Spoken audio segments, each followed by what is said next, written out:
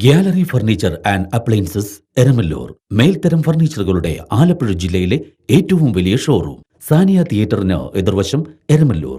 അവർ sister concern grand furniture mart Eramalloor, grand galaxy Thuravoor.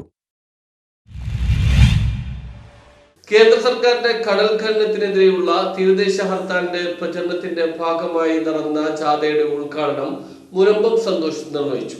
കേന്ദ്ര ഗവൺമെന്റിന്റെ കടൽ മണൽ ഖനനത്തിനെതിരെ മത്സ്യത്തൊഴിലാളി കോർഡിനേഷൻ കമ്മിറ്റിയുടെ നേതൃത്വത്തിൽ ഫെബ്രുവരി 27 സംസ്ഥാന വ്യാപകമായി നടക്കുന്ന തീരദേശ ഹർത്താലിന്റെ പ്രചരണാർത്ഥം മുനമ്പം ഹാർബറിൽ നിന്ന് ആരംഭിച്ച മത്സ്യത്തൊഴിലാളി കോർഡിനേഷൻ കമ്മിറ്റിയുടെ പ്രചരണ ജാഥ മത്സ്യത്തൊഴിലാളി കോൺഗ്രസ് അഖിലേന്ത്യാ ജനറൽ സെക്രട്ടറി മുനമ്പം സന്തോഷ് ഉദ്ഘാടനം ചെയ്തു.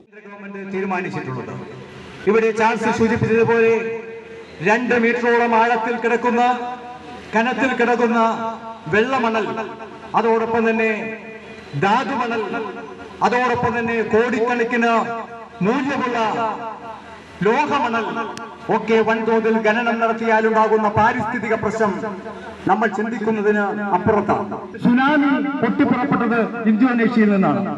ഇന്തോനേഷ്യയിൽ സുനാമി ആരംഭിച്ചിട്ട് തുടക്കം കുറിച്ചിട്ട് വൻ നഷ്ടമാണ്.